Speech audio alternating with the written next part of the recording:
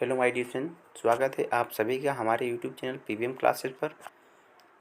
आज हम class 12th के भौतिक विज्ञान के पहले चैप्टर का इम्पोर्टेंट क्वेश्चन लेकर आए हैं, जो क्लास 12th के लिए ईबी बोर्ड एग्ज़ाम के लिए बहुत ही महत्वपूर्ण होगा। चलिए देखते हैं कि हम इस वीडियो में कौन कौन से क्वेश्चन लिए हैं। अच्छा, मैं आपको एक और बात बता दूँ कि मैं इस वीडियो के अंत में ये जो इम्पोर्टेंट क्वेश्चन आपको दिख रहे हैं, इन सब में से 3 ऐसे प्रश्न बताऊँगा, टॉप 3 क्वेश्चन बताऊँगा जो सबसे महत्वपूर्ण क्वेश्चन होंगे और एग्ज़ाम में आने की संभावना जो है सबसे ज़्यादा उसकी होगी। चलिए क्वेश्चन की तरफ बढ़ते हैं और समझते हैं कि कौन कौन सा क्वेश्चन जो है कितना इम्पोर्टेंट है। ठीक है, तो चलिए देखते हैं पहला क्वेश्चन हमने क्या लिया है। सबसे पहला जो क्वेश्चन है इसमें से ये है वैद्युत आवेश का संरक्षण, कि वैद्युत आवेश का संरक्षण क्या होता है, इसकी परिभाषा सहित जो है उसका विवेचना करना होता है, लिखना होता है। यह एक अंक में जो है आ सकता है। दूसरा जो क्वेश्चन है वह आवेश का क्वांटीकरण, वैद्युत आवेश का क्वांटीकरण। तीसरा जो क्वेश्चन हमने लिया है वो है कूलाम का नियम। कूलाम का नियम ये तो बहुत ही खास और बहुत ही महत्वपूर्ण क्वेश्चन है। पूछ सकता है कि कूलाम का नियम क्या है, उसका सूत्र का निगमित कीजिए। कूलाम बल का सूत्र निगमित करने के लिए पूछ सकता है, जैसे कि हमने यहाँ पे दिखाया भी है कि सबसे पहले कूलाम का नियम क्या होता है। तो जैसे कि जानते हैं कि दो स्थिर बिंदु आवेशों के बीच कार्य करने वाला आकर्षण तथा प्रतिकर्षण बल उन दोनों आवेशों के परिमाणों के गुणनफल के अनुक्रमानुपाती तथा उनके बीच की दूरी के वर्ग के व्युत्क्रमानुपाती होता है। उसके अनुसार यहाँ पे देख सकते हैं कि हमने क्या किया है, F अनुक्रमानुपाती Q1 Q2 दिखाया है, ठीक है, और F व्युत्क्रमानुपाती हमने जो है 1/r² दिखाया है कि F क्या है, वर्ग की जो दूरी है उसके वर्ग के व्युत्क्रमानुपाती है। साथ में हमने यहाँ पे एक साथ लेकर के दिखाया कि F बराबर हो गया है K Q1 Q2 बट्टे r²। K को हम नियतांक कहते हैं। K का वैल्यू होता है 1/4πε0, जिसका वैल्यू हमें रखना होता है 9 × 10⁹ न्यूटन मीटर स्क्वायर प्रति कूलाम स्क्वायर। ठीक है, ये आपसे जो है एक और चीज़ पूछ सकता है जो K नियतांक है, ठीक है, इसका जो है मात्रक भी पूछ सकता है। तो ये इसको याद रखना है, न्यूटन मीटर स्क्वायर प्रति कूलाम स्क्वायर होता है। ठीक है, इसका विमा भी पूछ सकता है। ठीक है, तो आप इसका बीमा निकालना जो है जानते होंगे, सीखे होंगे। अगर नहीं सीखे होंगे तो आप मुझे कमेंट कर सकते हैं, मैं आपको सिखा सकता हूँ, बता सकते हैं वीडियो के माध्यम से कि बीमा कैसे निकाला जाता है किसी भी राशि का। ठीक है, चलिए इसके आगे बढ़ते हैं। अगला क्वेश्चन है यहाँ पे कूलाम के नियम का सदिश स्वरूप। जैसे कि हम जानते हैं कि कूलाम बल होता है, तो बल एक सदिश राशि है जिसको सदिश फॉर्म में लिखना बहुत ज़रूरी होता है, इसीलिए कूलाम नियम को भी सदिश फॉर्म में लिखा जाता है। और हम जानते भी हैं कि जो कूलाम नियम होता है वो गति के तृतीय नियम का पालन करता है। ठीक है, तो इसका जो सूत्र निगमित करने का जो तरीका होता है वो आपसे जो है पूछ सकता है। अच्छा, इसके बाद देखते हैं बहुल आवेशों के बीच बल। बहुल आवेशों के बीच बल मतलब कि कोई स्थान है, कोई जगह है, निर्वात भी हो सकता है, और वहाँ पे मान लीजिए कि एक से अधिक आवेश रख दिए गए हैं, Q1 Q2 Q3 dot Qn तक रख दिए गए हैं। अच्छा, उन सभी आवेशों के कारण जो है किसी एक आवेश पर जो है बल पूछा जा सकता है। जैसे कि अगर मान लीजिए Q1 आवेश है और वहाँ पे ढेर सारे आवेश है, Q2 है, Q3 है, तो Q1 पर Q2 के कारण, Q3 के कारण, Q4 के कारण कुल कितना बल होगा, उसका बल का परिमाण जो है पूछा जा सकता है। ठीक है, और उस पर न्यूमेरिकल बहुत ज़्यादा आता है, तो कूलाम बल की सहायता से ही ये भी लगता है। ठीक है, ये भी ध्यान रखना है कि बहुल आवेशों के बीच जो बल है इस पर बहुत ज़्यादा न्यूमेरिकल आते हैं, तो न्यूमेरिकल पे फोकस करना है इस टॉपिक के लिए आपको। ठीक है, चलिए इसके आगे बढ़ते हैं। वैद्युत क्षेत्र की तीव्रता। वैद्युत क्षेत्र की तीव्रता भी बहुत ही महत्वपूर्ण है, क्योंकि इसकी जो फार्मूला है वो होता है E बराबर F/Q0। ठीक है, प्रति एकांक आवेश पर लगने वाले बल को, वैद्युत क्षेत्र में प्रति एकांक आवेश पर लगने वाले बल को उस बिंदु पर वैद्युत क्षेत्र की तीव्रता कहते हैं। तो वैद्युत क्षेत्र की तीव्रता की परिभाषा भी हो जाता है इस तरह से, और उसका फार्मूला निकाला जा सकता है। इसके बारे में सबसे ज़्यादा पूछता है इसका मात्रक जो होता है न्यूटन प्रति कूलाम, और इसका विमा, एक और इसका मात्रक होता है वोल्ट प्रति मीटर भी होता है, यह भी याद रख लेना है। ठीक है, इसका 2 मात्रक होता है, वैद्युत क्षेत्र की तीव्रता का 2 मात्रक, वोल्ट प्रति मीटर भी और न्यूटन प्रति कूलाम। इनका विमा पूछ सकता है, तो विमा जो है आप निकाल सकते हैं। चलिए ठीक है, अगले क्वेश्चन की तरफ पढ़ते हैं। किसी बिंदु आवेश के कारण वैद्युत क्षेत्र की तीव्रता।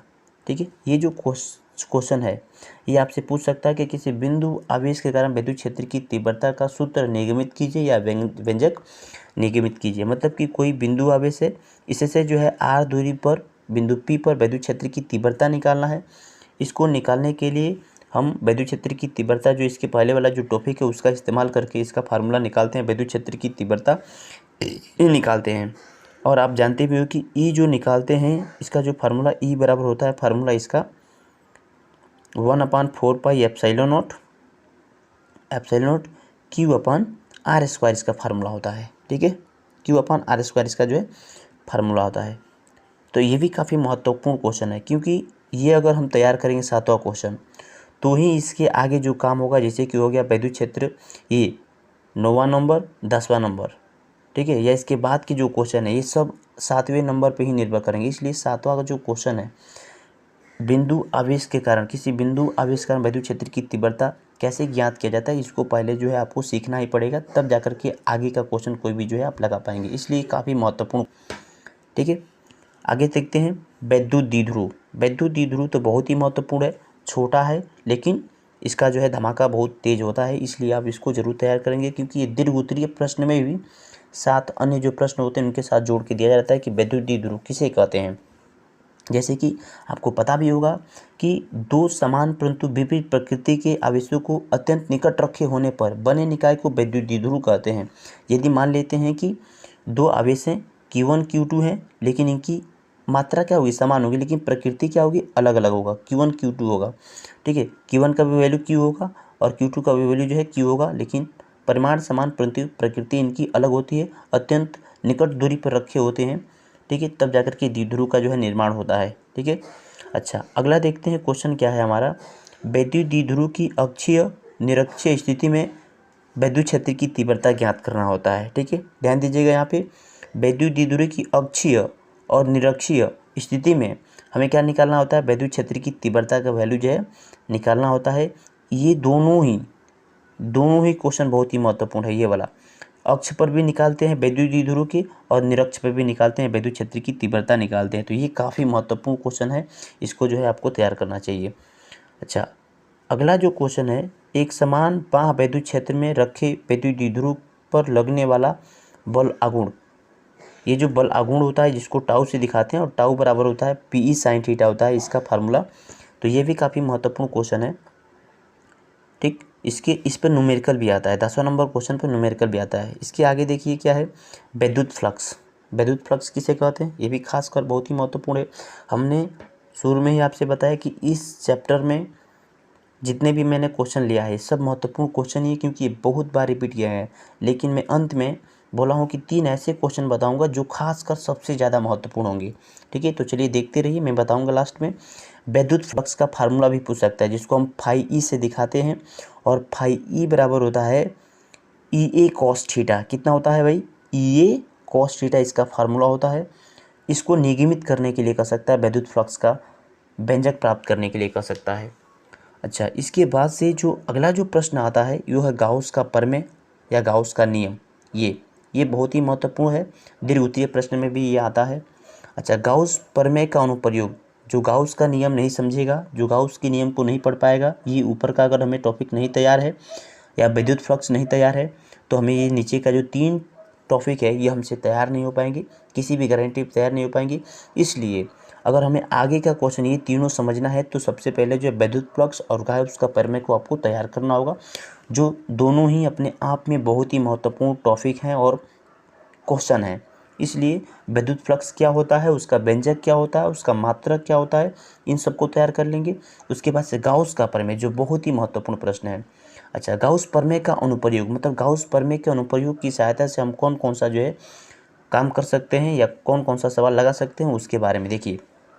पहला यहाँ पे अनंत लंबाई के एक समान आवेशी सीधे तार के निकट विद्युत क्षेत्र की तीव्रता, मतलब कि एक अनंत लंबाई का तार होगा, उसके निकट r दूरी पर हमें क्या करना होगा, विद्युत क्षेत्र की तीव्रता ज्ञात करना होगा। ठीक है, तो अनंत लंबाई का तार है जिस पे मान लेते हैं एक समान से आवेश वितरित है, फैला हुआ है, तो हमें r दूरी पर उससे जो है कितनी विद्युत क्षेत्र की तीव्रता होगी उसको निकालना पड़ेगा। तो यह भी अपने आप में बहुत ही महत्वपूर्ण टॉपिक है, क्वेश्चन हो जाएगा।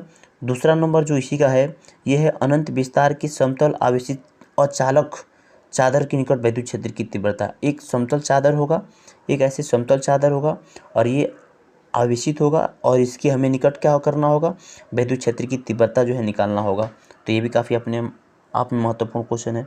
अगला क्वेश्चन देखिए, लास्ट क्वेश्चन है इसमें से, एक समान रूप से आवेशित गोलीय कोष के कारण वैद्युत क्षेत्र की तीव्रता। एक समान रूप से आवेशित गोलीय कोष के कारण वैद्युत क्षेत्र की तीव्रता, ये काफ़ी महत्वपूर्ण क्वेश्चन है, सबसे ज़्यादा महत्वपूर्ण क्वेश्चन, क्योंकि ये बहुत बार एग्जाम में पूछा जा चुका है। ठीक है, तो चलिए इस तरह से हमारे जो है इस चैप्टर के महत्वपूर्ण क्वेश्चन खत्म हो जाते हैं।